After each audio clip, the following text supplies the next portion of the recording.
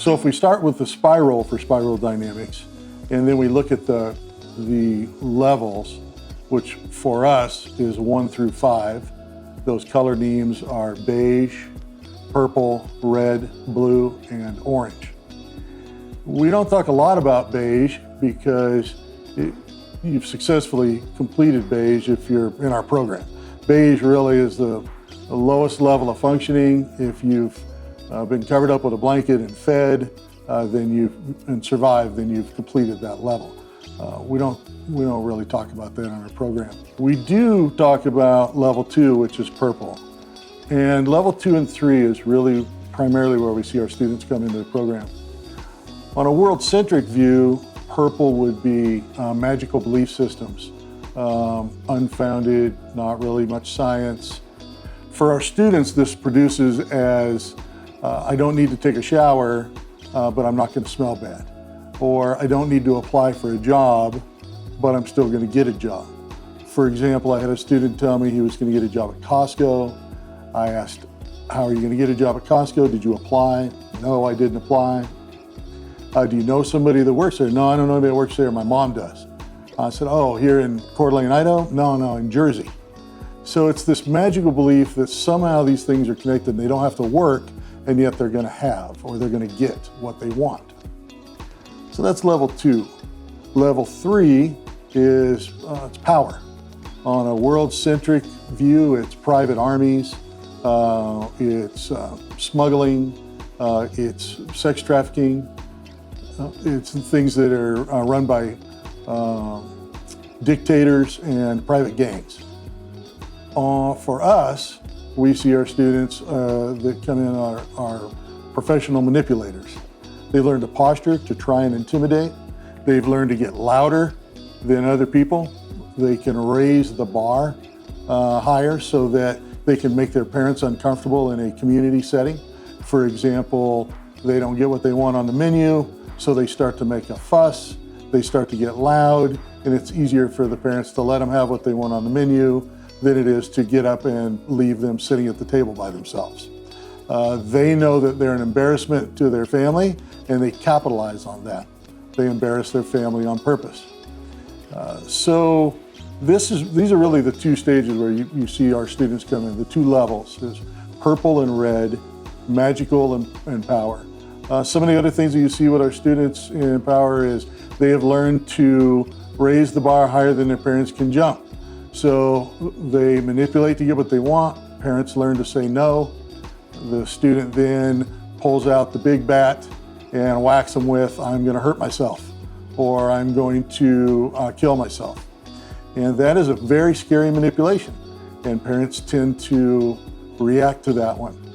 They just don't have the ability to disregard that statement, even when they have professionals working with their young person to make sure that they're safe.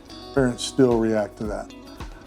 So these are the 2 main areas that you see students come in. Our goal is to help them work through magical thinking by having hands-on instruction, giving them tasks and meaningful work so that they can have, at the end of the day, a measurable accomplishment, something that they can see that they've done, they can feel that they've completed that, and that they've done that with a one-on-one mentor so that they have some companionship and relationship established along the way.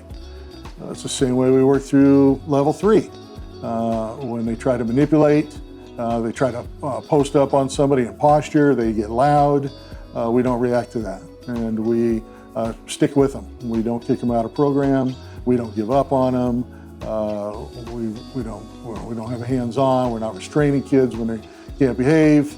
But we do have ongoing work projects and meaningful interaction that lifts them up, teaches them work skills, and helps them recognize the difference between actually doing work and the magical thought that the work will do it itself. Our goal is to get our students to understand structure is a benefit to them. One of the first things that we do as they enter our program is we have them employed. We'll use that term loosely. I'm not giving them a 401k and workman's comp. We're creating work for them to do that's meaningful, that they can measure, that they can see an accomplishment, by the end of the day. Some of those projects are big. They might be building a kitchen table, might be working on a car engine.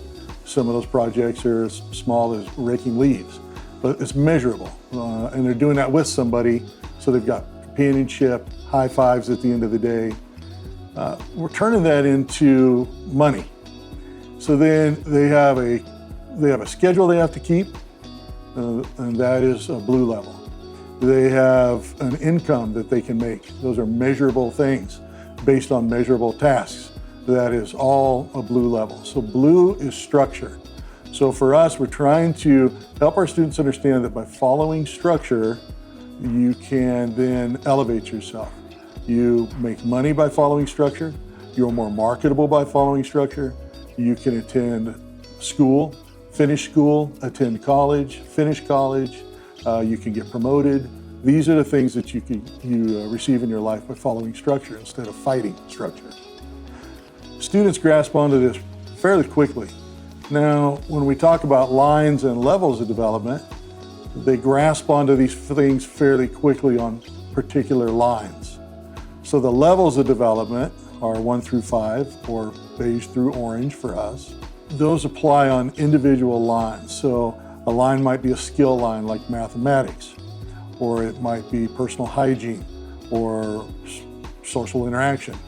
And our students are taught this just like our parents are taught this so that we can use common language. They're able to tell you what level on what line they're functioning. And then once they recognize that they are functioning at that level, then it's our job to give them the support and the information and the opportunity to change their level of functioning so that they can bump up to another level. And then it's our job to be there to support them. I mean, everybody slides up and down. That's why it's a spiral. You're never totally in one level and out of another. So for example, the next level after structure is accomplishment driven. This is orange, level 5.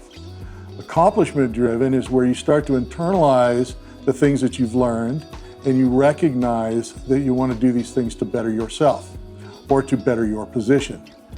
So you've learned to follow structure. Now you're attending college or you're maintaining a work schedule.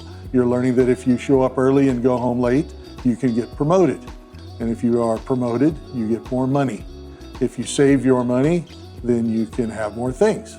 If you invest your money wisely, you can have more things.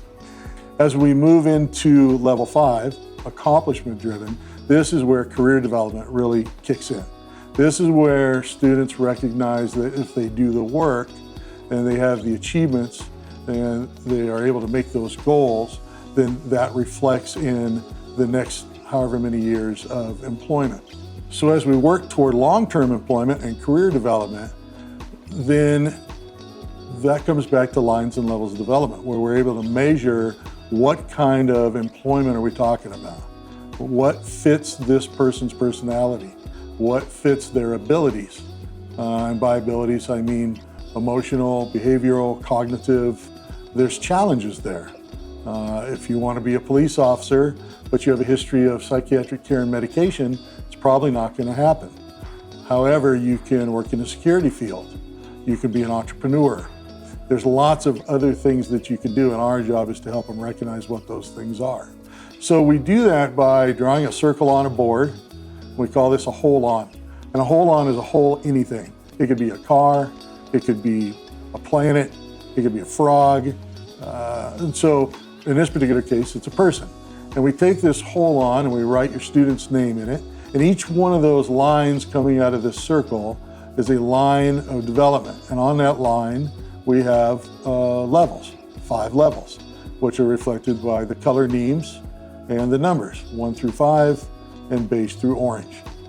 Then we're able to talk to a student and write on those lines personal hygiene, employment, driving, social interaction, education, these kind of things. And we're able to make 5 hashtags and then ask the student, where do you think you fit in? Are you employed because you want to be employed and you're trying to get a promotion? Or are you employed because your probation officer says you have to? Or are you employed because it's the expectation of the program, and if you weren't in a program, you clearly would not be employed? And they'll just be honest. They'll tell you the truth. Yeah, if I was sitting at home, I'd be smoking pot in my basement and my parents would be buying my food, and clearly I would be functioning in level 2 and 3, magical and power. It's a real easy 1-hour lesson to teach the students spiral dynamics, lines and levels of development, and then they can do their own self-assessment. This is a key factor to our success, is that our students are able to take a look at themselves once they learn the information, and they can tell you where they're struggling. If they're functioning in orange, level 5, accomplishment driven, then we stop talking about that particular line of development and we shift to some other line of development where they're struggling. And in this way, the program is constantly developing. The treatment program is constantly being custom fit to meet the needs of the student, and no student is the same as another student. So instead of taking a student and trying to make them fit into the box of a treatment program where you already have specific accomplishments, specific levels that they have to make, specific rewards for those specific goals, and some students just don't fit that box. Instead, what we're doing is we're taking the student and we're creating the entire treatment program around the student. What time do they get out of bed? What time do they function the best? When does their medication affect them? Do they like daylight? Do they like evening? What kind of work do they enjoy doing? What kind of people do they get along with best? Who will they exercise with? Who will they kayak with? Who's best to work on a dresser in the wood shop? And what therapist fits perfectly. So that's what we're looking for all the time, is through those lines and levels of development and the assessment that we've built, we're able to then custom fit treatment to fit the individual instead of trying to fit the individual into our treatment.